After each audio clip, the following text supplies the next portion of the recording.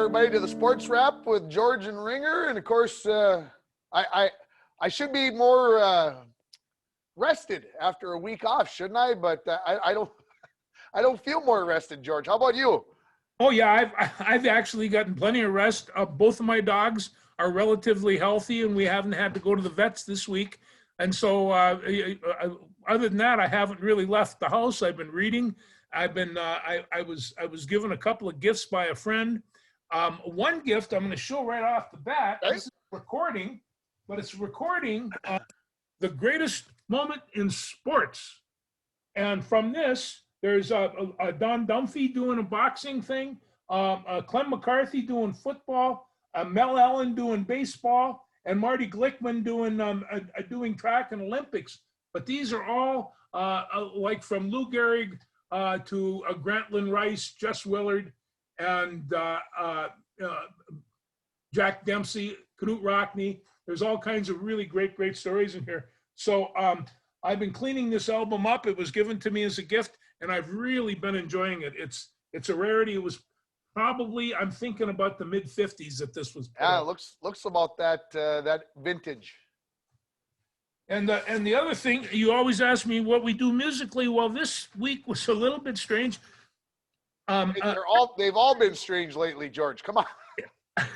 So the American Experience did a thing the other day on Marian Anderson, an American contralto that everybody's heard, and I'm not sure how many people know about her, but I thought, I was given an album of hers many years ago. I wonder if I could find it. So I went and dug, and sure enough, there it is. Marian Anderson doing spirituals that bring tears to an old man's eyes. And I'm, as not as religious as I should be, I love spiritual music. I always have. I've sang it. It's really fantastic. And Marian Anderson does it with Franz Rupp at the piano. This is a real classic piece. So I've been spending lesser time rock and roll, not much less, and listening to those things. So. Well, that's good. You got to diversify a little bit every once in a while. I have to. Yes, I do. Yes, I do.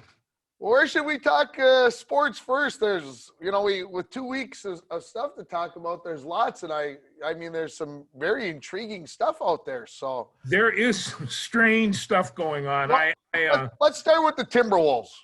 Okay, let's start with the Timberwolves. Let's start there because, of course, this whole Ryan Saunders, is he going to remain the head coach? Should he be fired? Shouldn't he be fired? We've discussed it a couple of times on this show, and of course Sunday night the trigger got pulled, and the Timberwolves hired Chris Finch, who has a history with the GM, with the president, whatever Rosa is. I'm not sure which one he is, but he's the new head coach, and of course last night he got indoctrinated into being the head coach of the Timberwolves, and they treated him just like they do every other coach. They lost. They beat him up.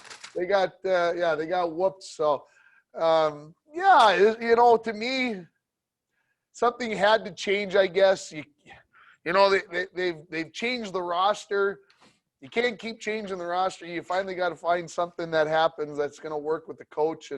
And I feel sorry for Ryan Saunders. He maybe got thrown to the proverbial wolves a couple years ago, pretty young, lots of experience, but at the same time, I've always said on this show, Cat wanted Ryan Saunders as the coach, and when you got your superstar, wanting that guy as a coach, that should go a long ways. But at the same time, they brought in a bunch of other players, so I don't know if everything worked out. And well, I question the timing, and we've talked about this before. I'm not sure that putting Chris Finch in there at this point in time is going to win them very many basketball games, or maybe they really don't care. I think the Wolves have to start concentrating, and I really like Ricky Rubio. He's fun to watch. We need a shooter out there, and he's not that. So Jalen Suggs right now is going to go 1 year at Gonzaga, and the hope is that everybody can call. I mean, we're dreaming now that he's going to come back and play for the Wolves after 1 year, because they really could use a 6'3" guard that can shoot. Whether or not Suggs can shoot at that level, it remains to be seen. But But I question the timing of this because the players, they're young. They're probably at this point in time wondering who's going to get thrown under the bus next. And I watched the game on Sunday, and there were times they played really well. I think that was the problem. That was the problem. They played really well at times, and then there were other times they looked utterly awful.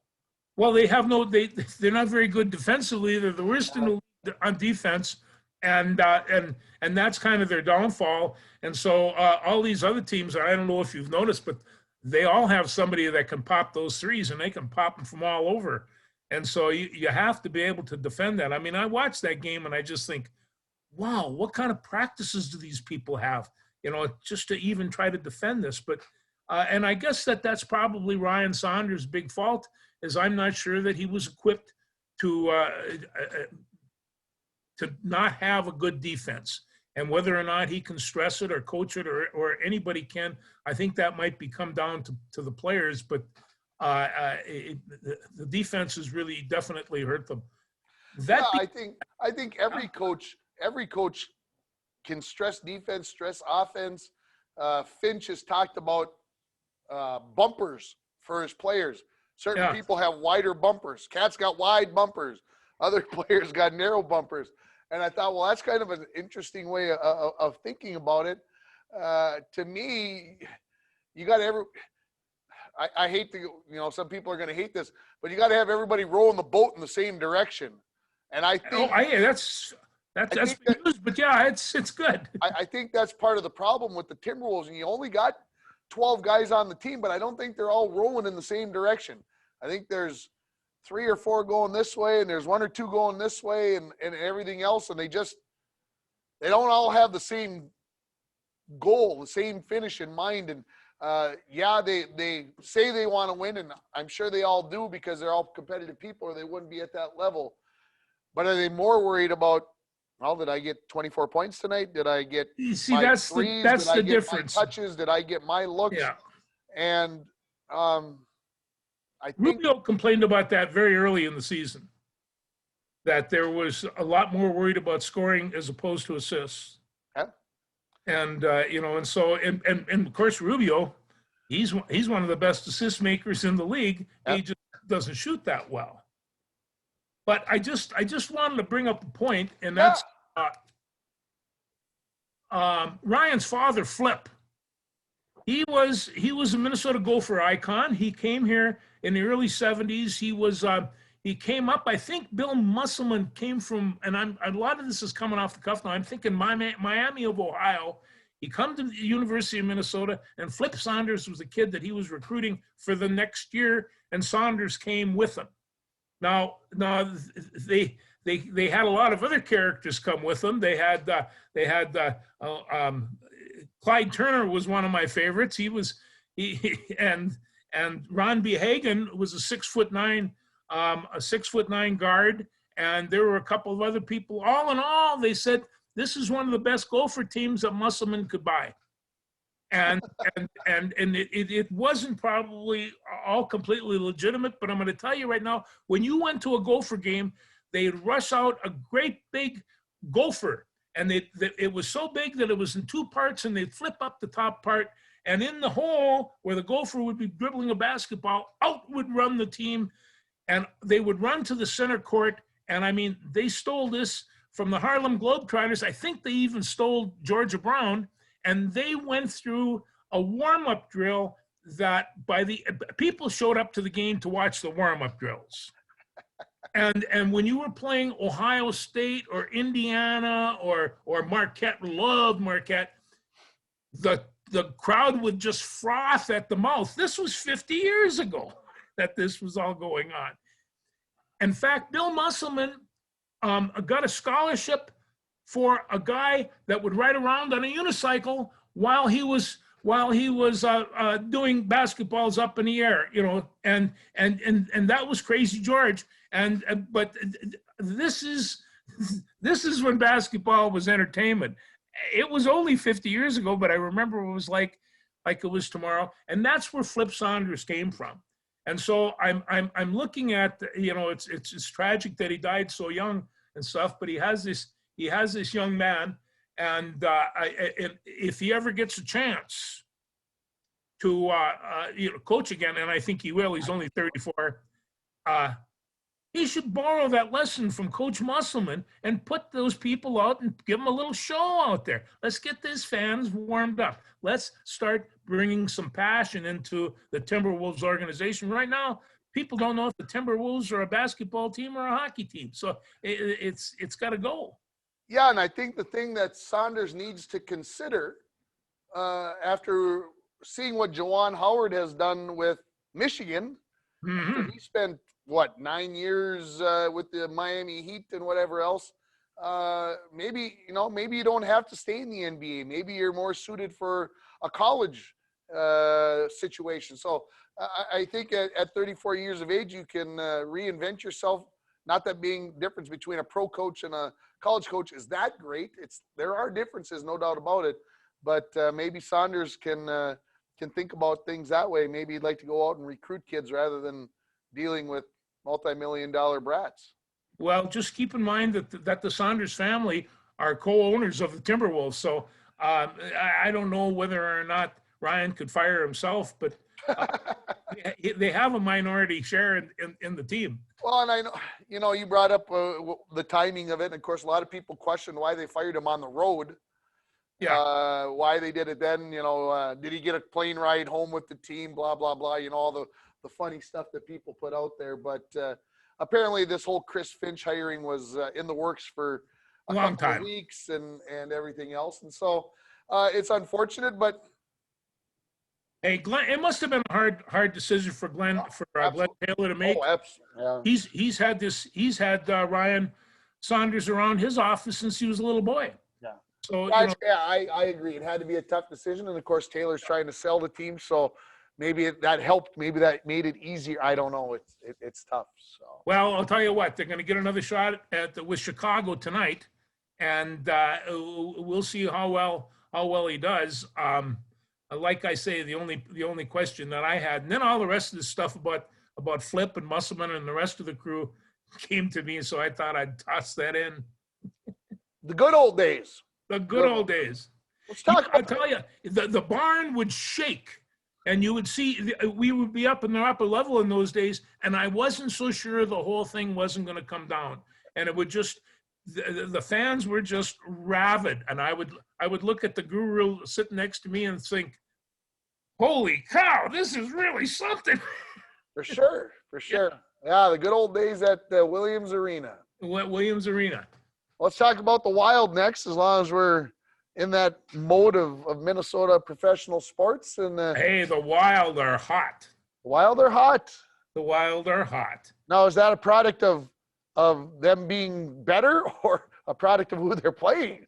Is my no, just because so they beat up San Jose a couple times, but I'll tell you, I think that they are playing well, and I think that first line is starting to work itself together, and Kirill the Thrill, he's not yet. So I won't say he's loading up the score sheet per se, but that's not necessarily always how things get done either. And so, yeah, the Wild have been scoring goals, and I think we're going to find out a lot more tonight when they play in Colorado, as it's Wednesday afternoon when we film this and tape this. Well, I'm interested to see what happens tonight when they play arguably one of the best teams in their division, and we'll see what happens. Not to say that if things go great, that means we're Stanley Cup bound, or if things go bad, we're headed for the #1 draft pick. But we didn't look very good the first game back against Los Angeles, which I guess I kind of say, well, it's one game after COVID. I mean, Carson Wentz said in the paper the other day he would go out and try to shoot pucks in his garage, and he would shoot for about 5 minutes, and that was the end of it. He couldn't go. So I wonder how much of the stamina was there and just getting back into playing shape and everything else. And who's playing goalie tonight? That's a great question. I don't know. I would guess Cam is probably going to get the start as he was in uniform playing backup. And, of course, I don't think they brought him in to sit, although Kapanen's been playing pretty well. So, yeah, it makes it interesting. And, of course, Dino will have to, excuse me, will have to make a decision, and I'm sure he's done well there. He'll make the right decision, and we'll go from there. Sure. Well, anyway, it's nice to see them a little bit hot, and I'll pick up a few fans to watch your games because, like you say, Colorado, there's a challenge for you. Let's talk about the Twins. Let's talk about the Twins. I just happened to fall into the spring roster. Yeah. They got a shakeup today, though. What'd they shake up today? You didn't hear about Royce Lewis? No, what'd they do? He blew out his knee this morning. He's done. Oh, good. See? It's a typical Minnesota reaction. It's like, sure, why not? Got your number 1 draft pick from 3 years ago or whatever it is, and he blows an ACL, and there he's gone for the year. Unbelievable. Jeez. It just... Well, he's 21 years. I'm not saying he was gonna rock the world this year, but geez Louise, come on. It just can't... Oh, I agree. This was one kid we were hoping on, and everybody there was stars sparkling around this guy. Yeah. He is 21 years old. I suppose he'll be having surgery real quick or something. Yeah, I'm sure in the next few days, and like I said, his season is done. They're planning for him for 2022 and see what happens. I hope he's not the next Byron Buxton. Well, that's come up to it, and in fact, if I took a look at my notes about baseball, that was number 1, Byron Buxton. Will he be healthy? Number 2, same with Josh Donaldson. Will he be healthy? Interesting. I saw today they said that he's changed. He has changed the way he runs. I'm kind of like, okay, you're 30 whatever number of years old, and you figured out that you're running the wrong. I found it interesting. Anyway.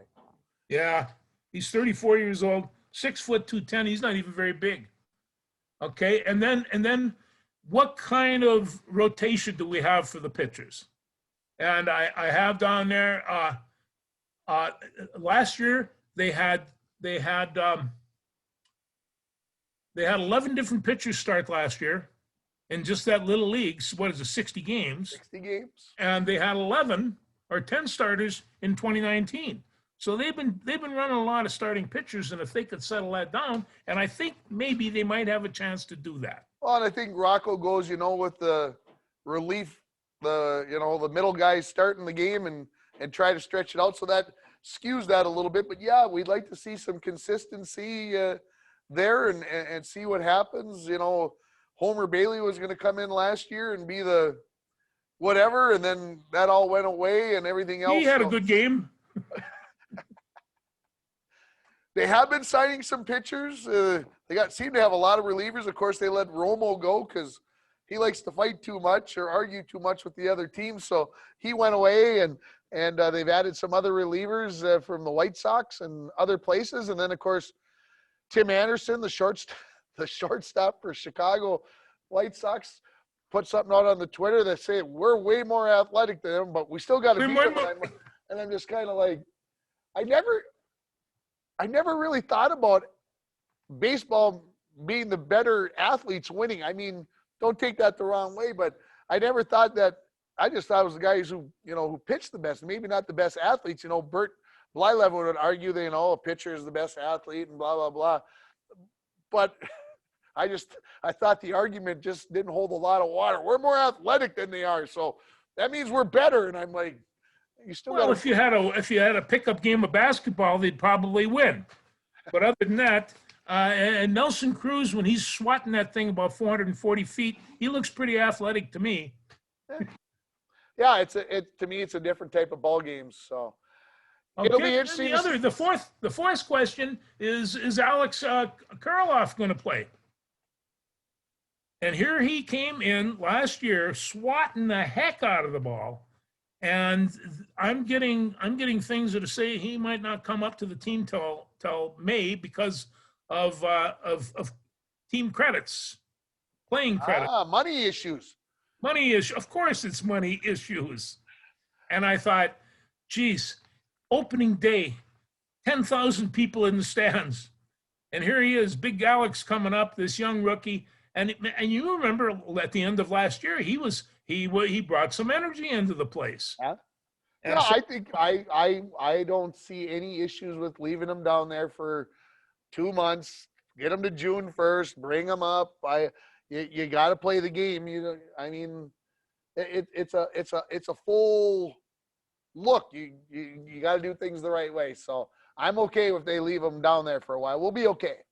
Okay. Well, then the other question is you have this infield, and Simmons has kind of turned that into a little bit of a chaos. But here you have a Gold Glove shortstop, and other people are going to have to scurry for other positions. I feel like they're all playing musical chairs. I mean, I don't know where Sano's even going to play, or who's going to play second, or who's going to play third. Yeah, I think it's good to have issues where you can have guys that are going to have to move around, that you've got multiple guys that can play multiple positions. I'm a big believer in that. Well, they've been doing that for years. When somebody goes down, you don't have to sit there and panic and say, oh my gosh, we don't have a second baseman that can come in. And so somebody made the idea about that the Twins shift so much, whether you're playing shortstop or second base, who gives a rip, because you're basically playing half the game on the wrong side of the base anyway. So grounding, I don't know. I feel It's like coming. grounding a baseball, a ground ball is a ground ball, whether it's on the right-hand side of the second base or left-hand side, it's still a ground ball. For God's sake, you got to scoop it up and do it. Well, and I think they're making an asserted effort to improve their defense, and they should. Because it kind of fell apart at times last year. It's gonna hurt, that's for sure. Yeah, it never hurts. Never hurts. Yeah, 10,000 people in the stands. They're making a proposal, hoping that they can do that. That's, to me, seems reasonable. It does. It seems unreasonable to me that U.S. Bank Stadium, the Gopher baseball teams are going to play there, and they can't have any fans inside of a 65,000 seat stadium. They can't even have 250 people in there to watch a baseball game. I'm all for safety and everything else, but we can bring 250 people to the Falls High Gym down here. Falls High Gym. But we can't put 250 people in the stands at the 65,000 seat football stadium. Yeah, the inconsistencies are pretty overwhelming. They really are. And I'll tell you what, people got to take a certain amount of responsibility for themselves. And if they do that, I think a lot of this thing is going to go away, and it's just, everybody knows about the virus now. We all got shots, or many of us have. We all wear masks, and there ain't nobody hugging with each other. So, I haven't been to a healthy saloon in months. It's bothering me. It's bothering all of us, George. Come on. Bothering all of us. So, I wish they would come up with that. Little bit. Spring training starts on Sunday, or the games start on Sunday, I should say. They get Boston. Well, Boston, they have their stadium in Fort Myers, but half their schedule is with Boston, and then who's ever up at Tampa, a few miles in Sarasota, there's 4 or 5 stadiums within short driving distance. Yep, no doubt about that. So we'll see. And they had some pictures, and it did look nice, Tim. It looked nice. That being said, their tickets for spring training sold out in a half hour. Not surprising. People want to get out and watch baseball, especially in Florida. This time of year, why else would you go? Anything else with the Twins? No, but I tell you what, it's one of the things about baseball.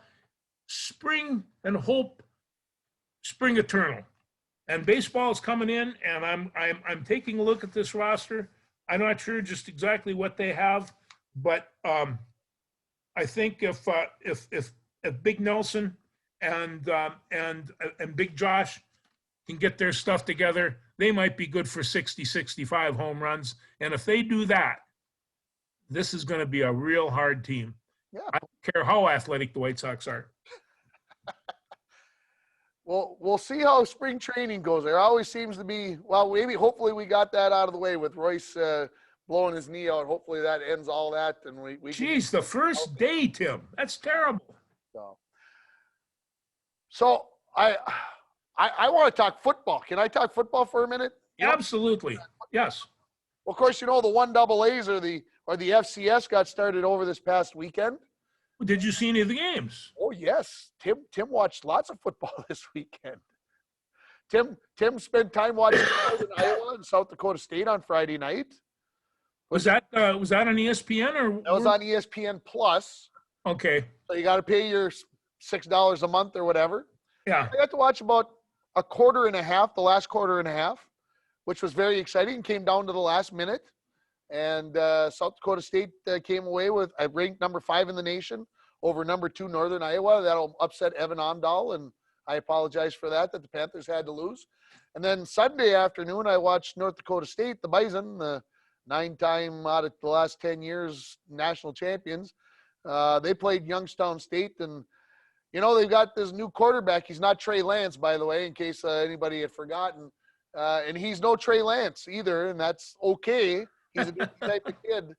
But the Bison still can play defense. They won 25-7, and most of the games now are going to move to Saturday afternoon. So,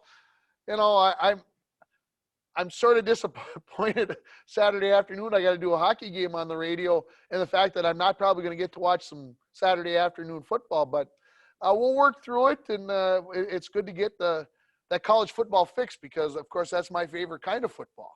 So, no, just explain to me how the schedule, they're going to play football until May? They're going to play 8 weeks. 8 weeks? So, like North Dakota State's schedule, they end the season where they play pretty tough finish. They got North Dakota, South Dakota State, South Dakota, Northern Iowa, I think, as their last 4 games. And I would assume that all 4 of those teams are going to be ranked in the top 20 in the nation or so. Oh, yeah. No, they're all good teams. So I think the last week of the regular season is either April 7th or 14th, somewhere in there. And then the playoffs will start the next week, and they'll run a play. I think the national championship game is the second week in May. And then they'll have a couple months off, and then they'll kick off again in August and September like normal. Hey, no spring football. Spring football is kind of mean anyway. Well, like I said, it's, everybody's concerned, they're going to be so beat up. And I'm like, these football players play lots of football in the spring, and I know they're controlled and not banging like each other like they do during a regular season, but they'll be okay. So I had fun watching it. And like I said, if you want to watch some of this, some of it will be on Midco channel 33 if you've got cable.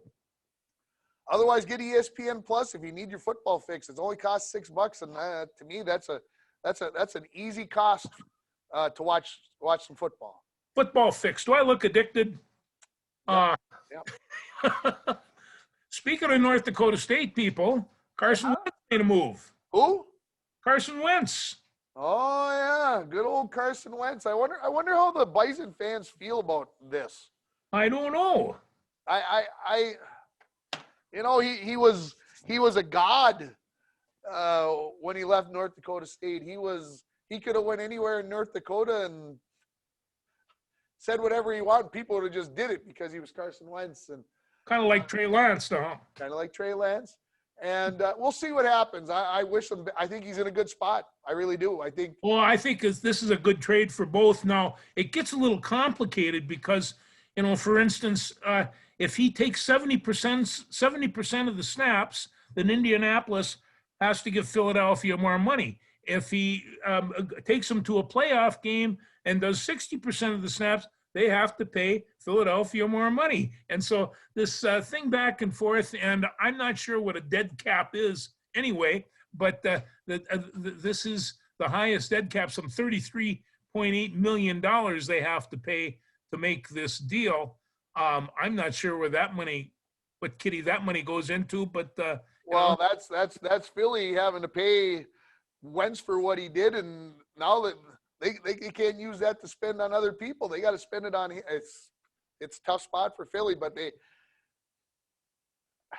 they put themselves into that situation where they drafted another quarterback, just like Green Bay's drafted another quarterback, and you make things difficult. You create this controversy. Now you got to live with it, right? No, you do. And on top of that, Indianapolis is, they got a quarterback and all, but what if he doesn't pan out? He hasn't performed that well the last couple of years. He could be a dud, and he would be a very expensive one. He would be a very expensive dud. Getting out of Philly's got to be a good thing, I would think, though, for him. I think so. He couldn't stay there anymore. Yeah, you sometimes you gotta move on. Yes, you do. So, That's did you watch any tennis? Any Australian Open? Did I get you to watch any of it? yes, I did. I watched the tail end of the ladies, the men's, and or the women's, and the Joker. The Joker was wild. I'm And he's shocked. You know, forever. he mid tournament he took a little injury and oh my gosh, who was he playing? I can't think. Let him off the hook.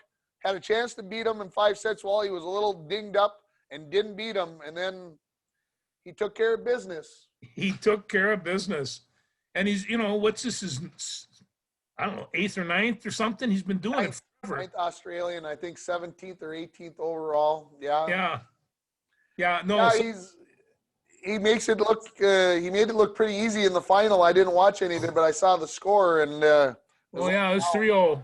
Yeah, he kind of have and the last shot that he had was some twisty, turny behind your back. It was incredible. I wouldn't even know how to describe it, but it was an awe thing. It really was. yeah, he's pretty good on the hard courts. Of course, Nadal will come up and be ready for the French, the clay, and then we'll see if Roger's back. Can Roger make Federer make one more run at Wimbledon? We'll see what happens. That's tough, but he's always come back, and I mean, I remember watching him some of those 3.5 and 4.5 hour matches, and I'd think, about this time I'd want to die, and they keep on going. Yeah, and of course, Serena's still searching for number 24. Couldn't get past Naomi Osaka, and no, I tell you, Naomi she's enjoying herself. She's young and she's very, very talented, and so but she's got that smile. She kind of looked like what Serena looked like 15, 20 years ago, and it's we could be going down the same road with her. There's no doubt about it. She's very talented. Very talented. You want to talk about Tiger Woods at all? Let's talk about Tiger in so much that, he's 46 years old. He's one of those icons that fit in with Jackie Robinson, Muhammad Ali, LeBron James, Michael Jordan. Who else do you want to put in there?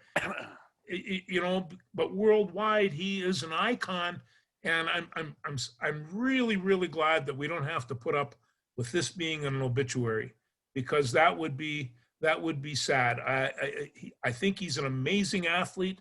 For him to have done what he's done and just making his return is astronomical. And when you see this, you realize that it's still just a game, Tim. It's just a game. You put all this talent into one body, but it's no good to you if you're dead. So I'm survived. There's of course all the speculation that could be going on. Why, where, how, all this other stuff. And, the accident, 10, 12 years ago when he was after medication and the world was falling apart for him. And right now he seems to have put things kind of back together. So that seems to lead that this was just exactly that, an accident. And of course, people are out there trying to read more into it than that's probably there. But that's what they do, right? They speculate and they put things out they there. do it, and I'll tell you, the most enjoyable match I ever seen him play was with his son, Charlie. And I watched it. I said, there's a father and son thing.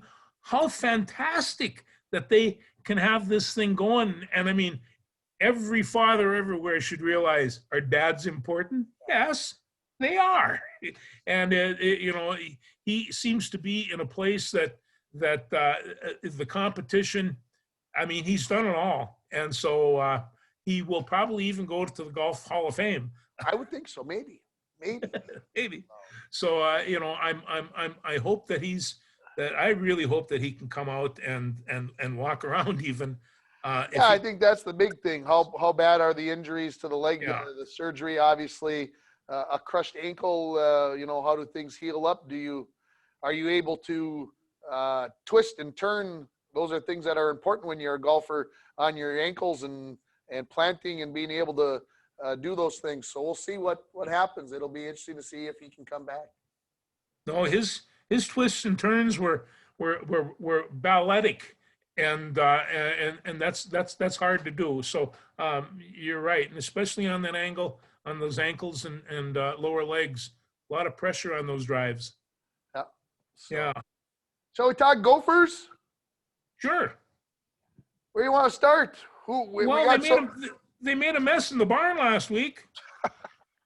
That's the word you want to use for it, George, is a mess? Well, yeah, because I'm yeah. How about a blessed mess? It was a mess, and they're still cleaning it up. They're hurting so much, and it's because of two people, of course. Liam Robbins is not 100%, and Gabe Kelcher isn't anything. And I talked to the guru, and they got so hammered by Illinois, and I said, Kelcher adds that perimeter defense, and he said, wait a second, you think a perimeter defense was going to help him today? And I thought, yeah, probably. True. Yeah. So, but he's out for the season. They're really kind of hurting. No matter, Brandon Johnson is a great basketball player, and he'll give you everything he's got. He can give your pivot man a break, but he's not a center.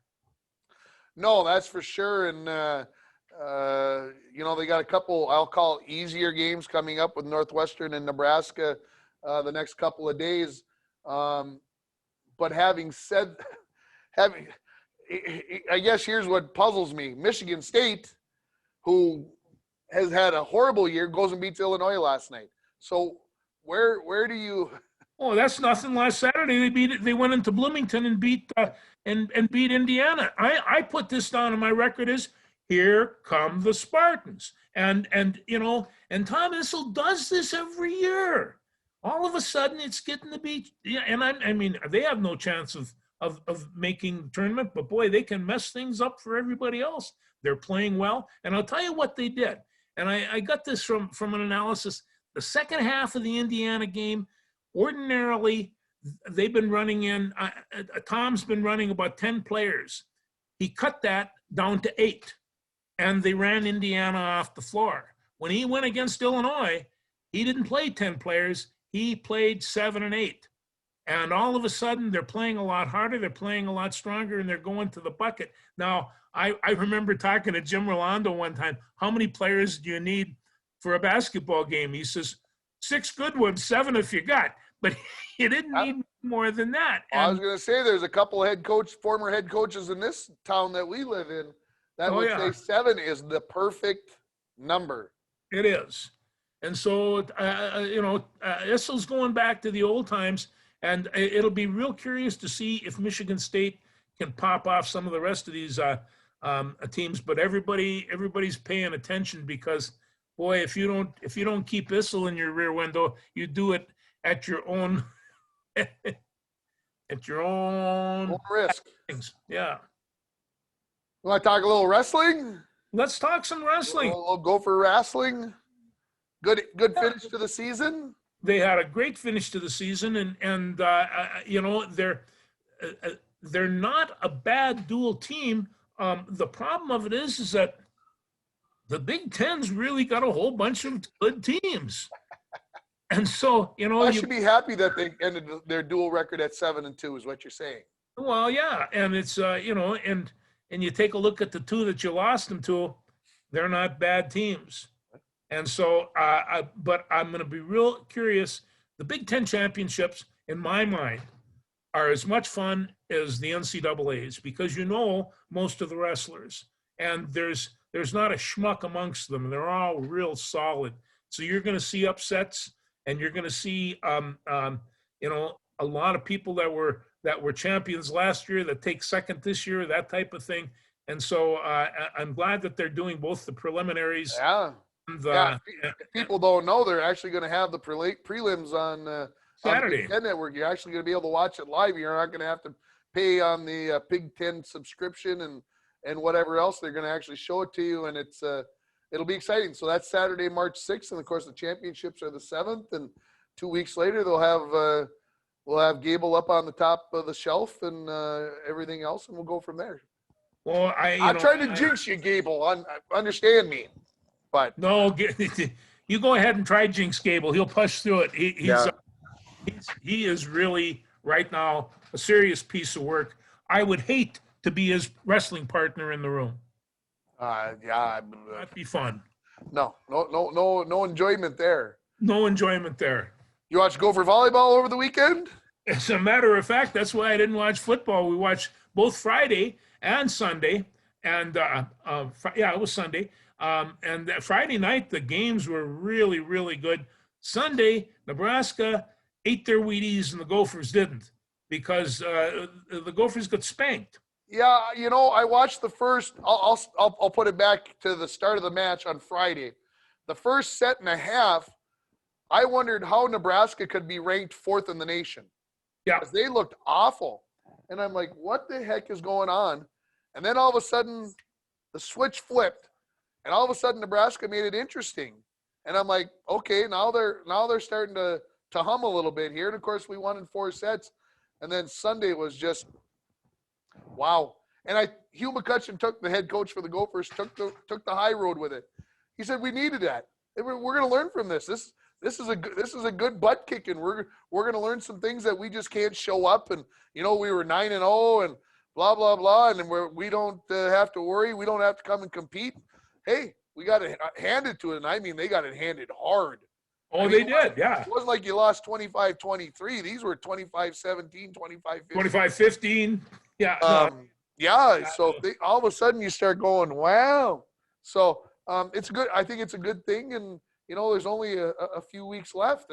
Pretty soon they'll be all done, and off we go to the NCAA tournament, hopefully. Anything else Gopher-wise? Yeah, I just want to talk about the girls. Let me see, what did I have down here? Gopher women, they're relying solely on Katie Sissoko. And Sissoko, she against Maryland was about the only thing they had, and Maryland beat up almost as bad as Illinois beat up the Gophers. That was pretty good. Even though they have our former head coach coaching for them now, we can say that, unfortunately, but they do. Anyway, the women are playing. They're playing Nebraska tonight, and this is a good win for them. They can beat these guys. Let me see. Now, if we talk about some other, a UMD women's basketball team is pretty good this year. Very good. Yeah, they're 10-1. They're repeat champions of the conference, and they got a lady named Brooke Olson, who, the last game against St. Cloud, she had 26 points and 13 boards to beat St. Cloud 69-60. So I'd like to get a chance to see those ladies play once in a while. You want to watch tomorrow morning? Why, are they on? They're on at 10 a.m. on Channel 33 on Thursday morning. Okay. NSIC tournament is on the Midcoast Sports Network. All the games will be there. So they'll have 2 women's games and 2 men's games tomorrow. Then they'll have 2 more women's and 2 more men's games on Friday. So you can watch the whole NSIC tournament on Channel 33. So you can add that into your weekend of watching. So, yes, I would like to watch the Gopher. I actually have watched, or the Bulldog women, I have watched them a little bit on my phone. The NSIC website, you could get the games actually for free. Yeah. And so I watched a little bit. And, of course, there's a reason why they're ranked in the top 10 in the nation, because they got a nice team. They got a nice team. And also, I don't know if you saw this, but Janelle McCarville, she's still playing in Sweden. I did not know that. Yeah, she's, and she's like 38 years old. So she's out there banging in Sweden. And, I was really kind of stunned by that, but they popped her name up because, of course, her and the coach were teammates back in 2004. Yeah. When I think of Janelle McCarville, I think of somebody really, really, really, really well. That's your daughter. Yeah, well, actually, I see. When I think of McCarville, I think of Freak. They were sharp-elbowed, And I don't want to use the word mean, but they were tough. Yeah. Karen Galding, anyway, that's enough. No, yeah. When Karn put a knee brace on, all the opponents said, they knew they were going to get scraped and bumped. Yeah, why not? Come on. Yeah, that's what a knee brace is for. Yeah, Karn, I never taught her how to be that way. That her mother. No, never. No. Never. Well, let me see here. I want to just no, I think I have that covering. But I'll tell you about going back to football. Hey, big times are coming. We got a draft coming. We got free agencies coming. We've got trades that are coming off. I'll tell you, things are going to get real ready to pop. So I said to my wife, I don't know, she's probably listening, but I said the other day, I said it's our anniversary. And so I said, well, here, I kind of figured this out. We can either go free agent and hope we get picked up by somebody else, or we can extend our contract if you want to do that. Or if we really want to, we can get a franchise tag. Now because I'm smarter than the average box. I'm going to go with the franchise tag one, but I thought that was a good way of putting it. She understood that? Well, I'm trying it on you first. I love it. Yeah. I think that's awesome. Especially if she plays along. Yeah. And extends the contract or accepts the franchise tag or whatever. That's all how those happy marriages occur. Well, she came in the other night and I was watching some sports and I was sitting around her and I was thinking, people are really starting to get excited about next year's football season because this one was so weird. And that's when I said to her, extended free agency or franchise tag, what do you think we should do? But after 47, I guess we got to go with the tag thing. There you go. Yeah. Let's talk a little Bronco sports. Yes, I want to hear some Bronco sports. One other thing I want to talk about. Go ahead. We go. John Masich. Old John Masich is still alive. He's living in Eveleth, I understand, in his old neighborhood. And I didn't see him at the Hippodrome last night, though. Well, I saw a picture of him, but I didn't see him. Yeah, he's going to be the 2020-2021 recipient of the State of Hockey Legacy Award. And I can't. Is this the first one? Because if it's not the first one, how was he not the first one to receive? How come was he not the first one? And that's what they just says. That's the first thing that went through my mind when I saw it. I'm like, if this is, and I didn't read the article, but I'm like, well, if this isn't the first time that they're giving it, and he's not the first guy to get it, these people screwed up. Well, there were so many characters out of Eveleth. Oh. In the 40s and the 50s, I mean, they just went on and on and on. I always liked the story Larry Ross told me. He says the first time they beat Eveleth was 1954, and he says I got home, I got to the school, I called Dorothy, I says, we beat Eveleth, and she says, oh, that's good. Stop and get some bread and milk, will ya? And that was the end of the conversation. Leave it to Dorothy to always just kind of put the lid on it. Yep. Probably why that's why it works so well, right? That might be why. He was able to, Not that I think from everything that I've heard about Pops that he ever got too high or too low, but. Oh yeah, he always kept her in a pretty even keel. After he won his third state tournament, they interviewed him, and he said the interview went on for about a minute and a half, and he said, "This isn't about me; it's about those kids and all the people that got him here." He says a lot of coaches got him, and give credit to everybody but himself. And I always thought that's the style that man had, and I was very lucky to know him. How prep sports doing? Well, the Bronco girls basketball team is probably the highlight. I shouldn't say probably. They've won 5 in a row, George. Oh my Lord. So they beat Chisholm, Big Fork, War Road, and Deer River the last 2 games. Kind of one of those scheduling quirks with the COVID thing. But they've won 5 straight. They're 6-4 on the season now. And hey, George, I don't know if you've watched them on KCC TV or YouTube or wherever, or listened or watched on yourliveevent.com. I don't want to get anybody in trouble with where you're watching these games at. I mean, you got great opportunities. But there's this 9th grade girl. Her name is Olivia Thostenson. And if you haven't got a chance to watch her yet, you've got to go watch this girl. She's 6'1". Mr. Boyle told me today. I thought she was more like 6'2" or 6'3", 9th grader. I would hazard a guess over the last 2 weeks, she's leading the team in scoring, rebounding, block shots, obviously at that height. But maybe more importantly, I think she's leading the team in steals. Wow. So this girl is starting to find some confidence. I wish I had it. I wish I dared to pull it up on my computer here. But I think she scored over 20 points 3 out of those 5 games that they've won.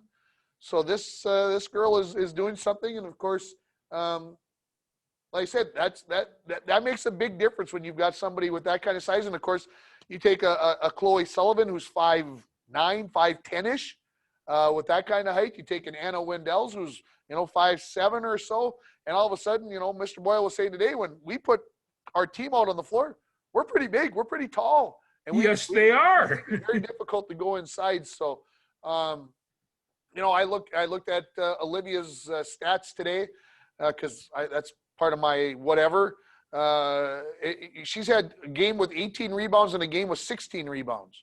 Well, that's the big one right there. So, she's taking care of business underneath. And so we'll see what this girls basketball team, hopefully, right now they're sitting in the lower half of the QRF, but hopefully with a run here, maybe they get themselves a home game because the playoffs start, I believe, for the girls on the 18th, I believe, of March. So we'll see what happens. But girls hockey, they've got their parents' night Thursday night, probably when most people get to see this. Might be on just before the game goes on to KCC TV.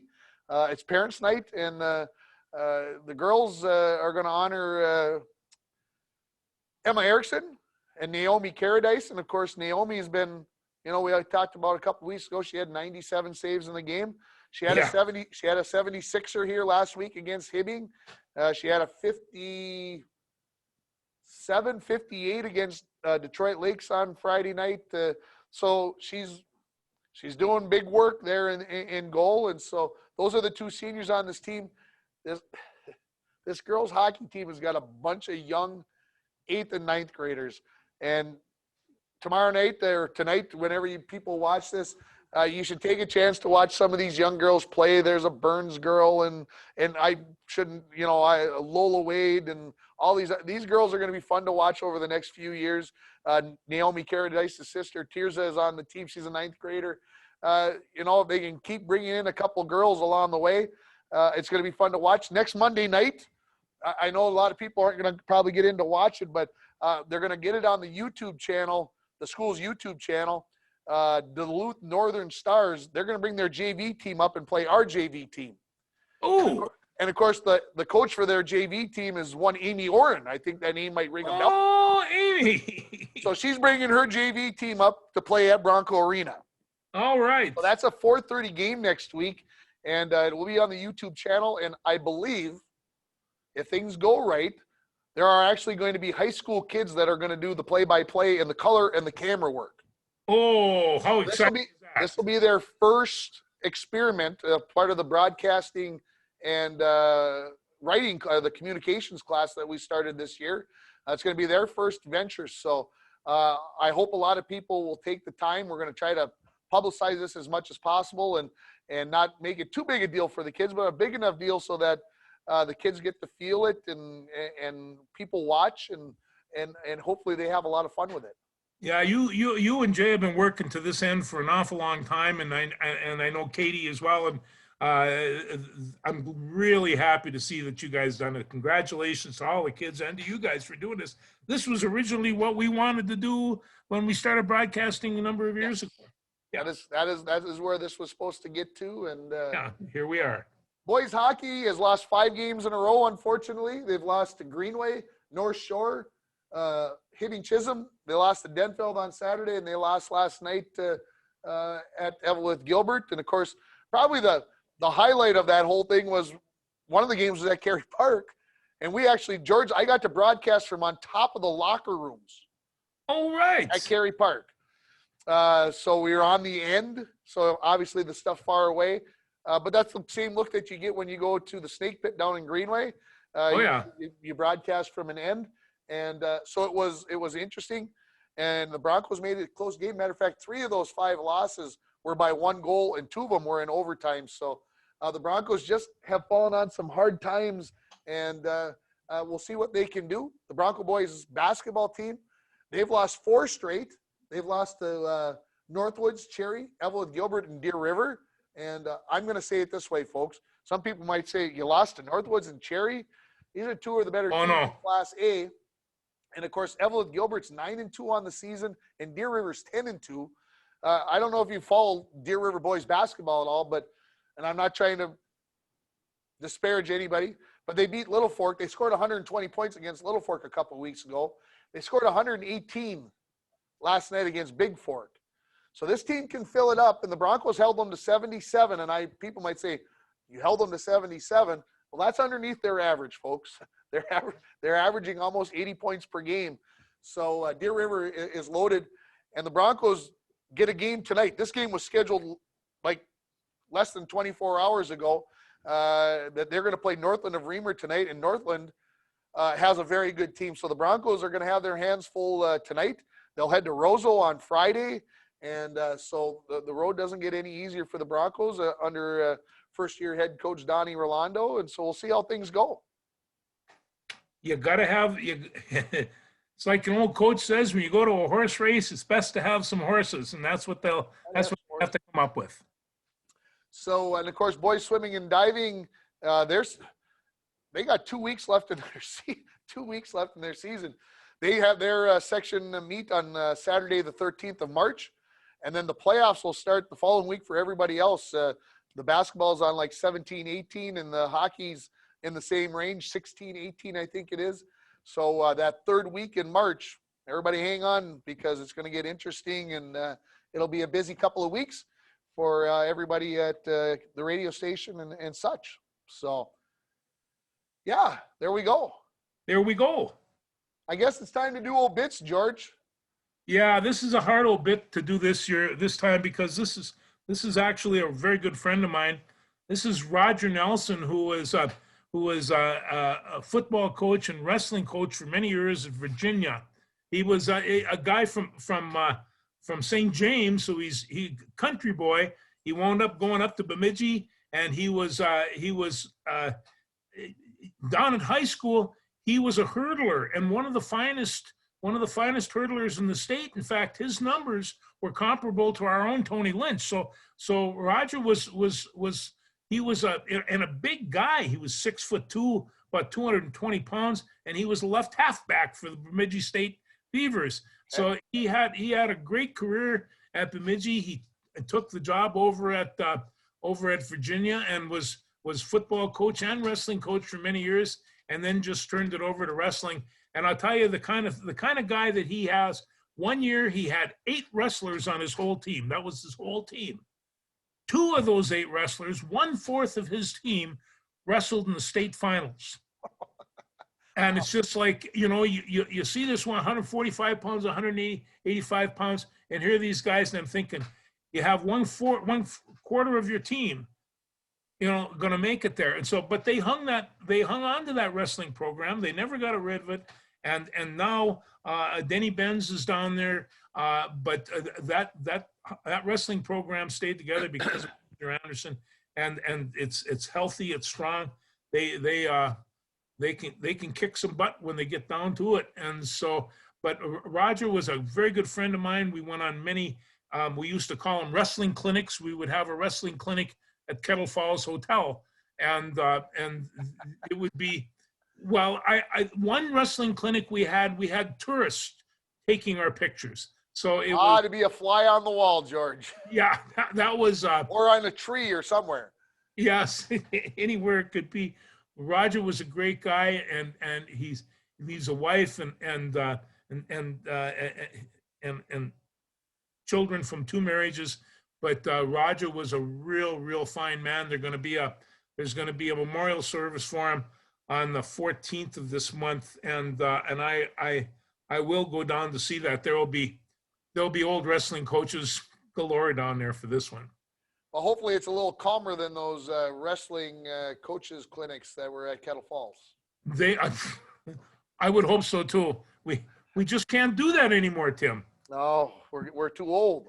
We're too old. Too old. And you gotta remember when we would take, I mean, these clinics at the time, I was wrestling pretty much every night, and most of the rest of these guys were too. And so, one time they asked me if I was interested in going down to Grand Rapids. I says, I can't wrestle anymore. He says, "Oh, we've got all kinds of people to wrestle. We need you to coach." Huh?